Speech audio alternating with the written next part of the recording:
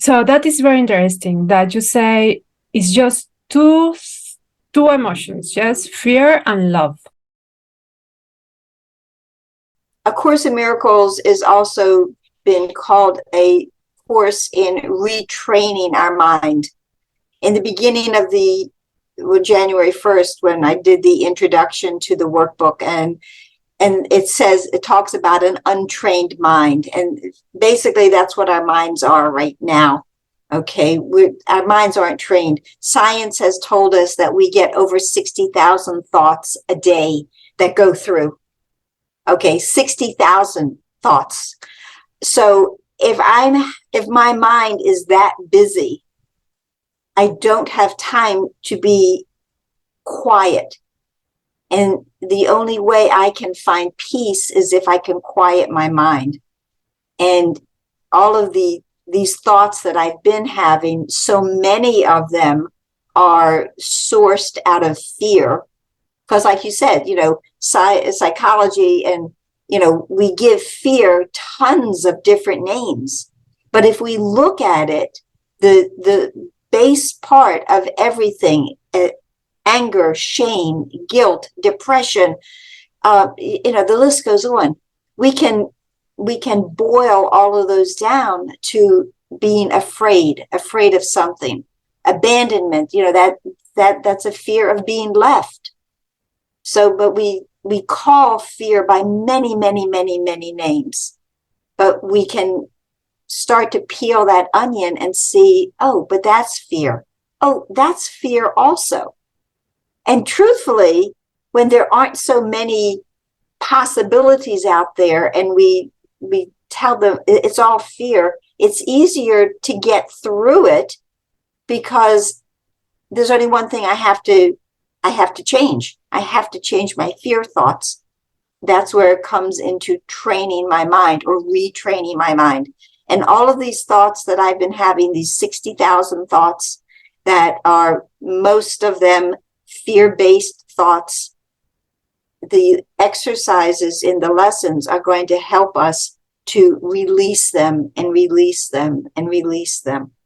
So the quieter my mind gets, the Course doesn't often use the word meditate in the practice, but that's really what it is, and it starts off very quickly. 1 minute, 5 times a day. Yeah, that's sure I can do that. It's going to get more. But it is that gradual releasing the mind of fear so that we have a space where something else, more loving, more kind, more peaceful, will have room to enter it. It's like clutter.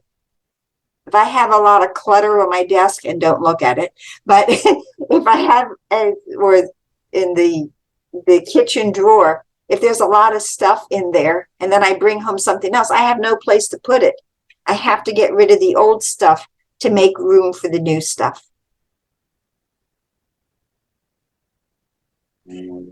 So then the Course of Miracles help us to, let's say, to change our life also in bad habits. The bad habits can go away and we bring new habits in our life. Yes. Yeah. But it's just by reading these courses and make the exercise is all that the people need. Well, it's a spiritual practice. So it's like anything else that I'm trying to become efficient at or adept at. I can't do it once. I can't go to one yoga class and know how to do yoga. I can't go through A Course in Miracles, the workbook, one time and go, oh yeah, I did that. I have people who have come to my class who have said, oh yeah, I did that years ago. So, but it's a gradual path. Anyone, even a priest doesn't just go to church on Sunday, and perform the sermon or whatever. He studies the whole time. This is something to study. This is a path to be on, not just I read it once and I'm good. So, But and it's a gradual taking in of the information. And people who have started it, people in my classes, like, even after just a few months, but they've been dedicated to it, they'll start to say things to their friends that all of a sudden they go, oh, that's from A Course in Miracles. It just sort of seeps into us like osmosis. So I understand that mostly of the time, A Course of the Miracles speak about God and our relation to God and to love. Yes. So I know that right now I am like trying to understand this from the mental part, but it also probably is very much, the work is very much from the heart. So, but can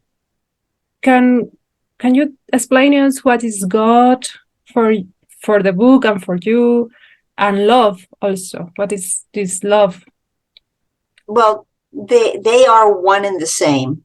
I mean, even Sunday school classes say that God is love. A Course in Miracles, in the workbook, there is one section that says God is love and therefore so am I.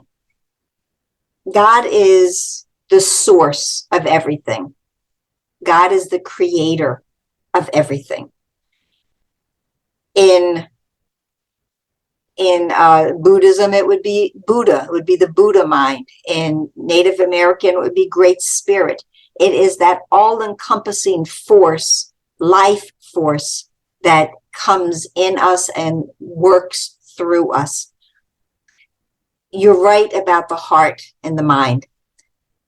For us to be successful, really, with anything, we have to have the combination of understanding it from our brain power, our mind power, but then we need to have it sink into our heart so that we're really living it and being it.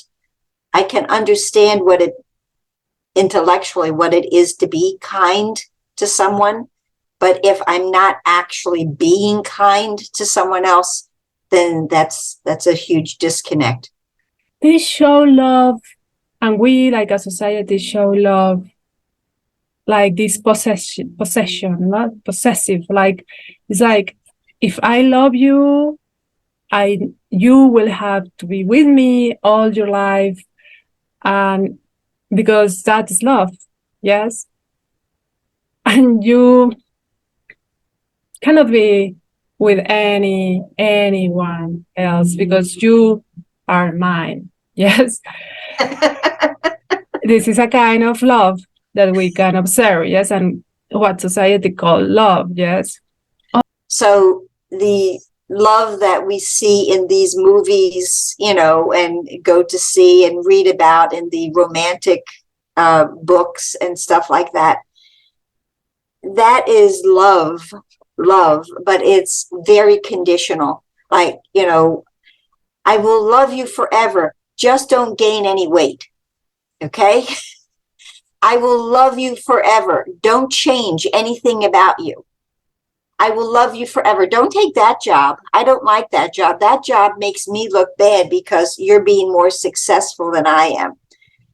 The love in this world is, as we label it, love, but it isn't. Because the one thing about love from this perspective, and I do believe it, that love doesn't change. No matter what the situation, I still love you. And, I often use, because most people can relate to it, either that of a baby or a puppy or a kitten that you have, your pet, and you love them. Now, if my cat goes and throws up on the carpet, which just happened yesterday, actually, but I still love her. Nothing has changed. If love changes, it never was love to begin with, because love doesn't. Love is constant and consistent. The way God loves us is the way we are meant to love. And that's not necessarily easy in this world, because that isn't even the example that most of us have grown up with. how do you love the person that abused of a little child? Yes. The Course says that everything is love or a call to be loved.